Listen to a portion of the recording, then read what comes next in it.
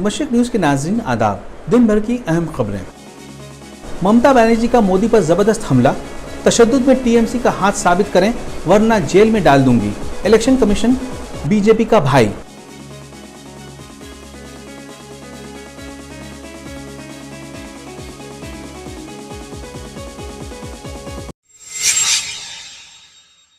प्रज्ञा के नाथूराम गॉडसे को देशभक्त कहने पर अपोजिशन के साथ बीजेपी भी नाराज, मांगी माफी। नाथूराम गॉडसे देशभक्त थे, हैं और रहेंगे।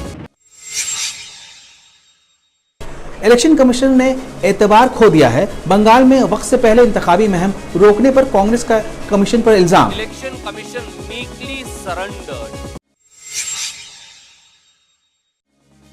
मोदी का अपोजिशन पर तंज, महामिलावटी की हार पर मुल्क ने मोहर लगा दी है।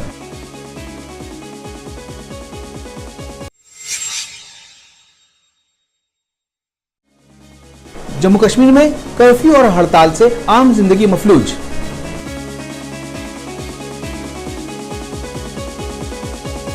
खबरें तफसील से। मगरबी बंगाल के मथुरापुर की इंतखाबी रैली को खिताब करने के दौरान वजीर आला ममता बनर्जी ने नरेंद्र मोदी पर जबरदस्त हमला करके कहा, बीजेपी ने इलेक्शन कमीशन से शिकायत की ताकि मोदी की रैली के बाद कोई और प्रोग्राम न कर सके। इलेक्शन कमीशन बीजेपी का भाई है। पहले ये एक गैर जानिबदार अदारा था, लेकिन अब हर कोई कहता है कि इलेक्शन कमीशन को बीजेपी ने खरीद लिया है। मैं जेल जाने को तैयार हूं, लेकिन सच कहने से नहीं डरती हूं। विद्यासागर की मूर्ति बनाने के लिए बंगाल के पास पैसे हैं, लेकिन क्या वो 200 साल पुरानी विरासत वापस दे सकते हैं? हमारे पास सबूत है कि वो कहते हैं तशद्दुद टीएमसी ने किया।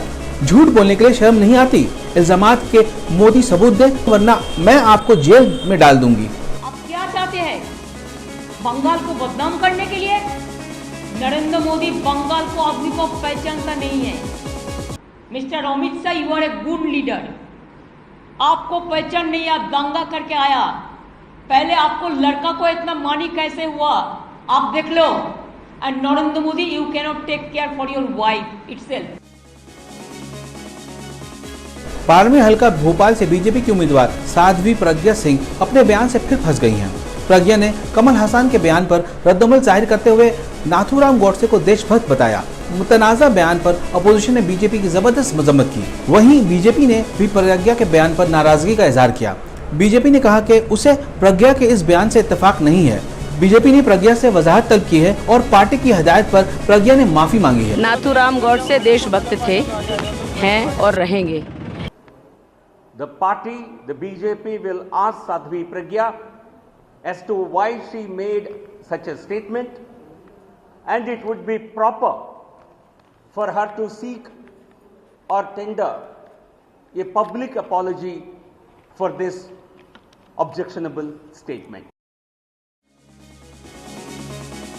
कांग्रेस पार्टी ने इलेक्शन कमीशन पर वजीर आजम मोदी और बीजेपी सदर अमित शाह के इशारे पर काम करने का इल्जाम लगाया है। कांग्रेस के तर्जुमान रणदीप सिंह सूरजवाला ने पार्टी हेडक्वार्टर में मीडिया से खिताब करते हुए कहा कि कमीशन ने मगरबी बंगाल में मोदी की 2 रैलियों के बाद जिस तरह से इंतखाबी मुहिम मुकर्रर वक्त से 24 घंटा पहले रोक कर साबित कर दिया है कि ये मुख्तार अदारा अब अपना एतबार खो चुका है। कमीशन के काम करने के तरीके से साफ हो गया है कि कमीशन सिर्फ मोदी और शाह के इशारे पर काम कर रहा है, जमहूरी इक़्तिदार की हिफाजत करने में नाकाम है। कमीशन की तकर्री के अमल पर नए सिरे से गौर करने की जरूरत है। Definite evidence of brazen negation of model code of conduct by Shri Narendra Modi and Shri Amit Shah. Despite clear dissent in Election Commission's ranks and it being a clear-cut case of throwing the MCC into the dustbin by the Prime Minister, Election Commission meekly surrendered. Uttar Pradesh के मऊ में rally को खिताब करते हुए वजीर आजम मोदी ने कहा, महामिलावटों की हार पर मुल्क ने मोहर लगा दी है। जो पहले तक मोदी हटाओ का नारा लगाते थे वो आज बुखलाए हुए हैं। उत्तर प्रदेश ने तो इनका सारा हिसाब ही बिगाड़ दिया है। मोदी हटाओ का नारा तो महामिलावटियों का बहाना था। असल में उन्हें अपने अपने भ्रष्टाचार को छुपाना था। इसलिए वो कोशिश कर रहे थे कि मुल्क में जैसे तैसे खिचड़ी हुकूमत बन जाए। वो एक मजबूर हुकूमत का हिसाब चाहते थे। मोदी ने कहा अब महामिलावटों ने कुछ जातों को अपना गुलाम समझ लिया था, लेकिन अब उत्तर प्रदेश के लोग अच्छे से समझने लगे हैं कि जात किसी की गुलाम नहीं है। वहां बहन जी के समर्थन से कांग्रेस की सरकार चल रही है। कांग्रेस की सरकार ने चुनाव को देखते हुए उस दलित बेटी के साथ हुए इस राक्षसी अपराध को छिपाने की कोशिश की।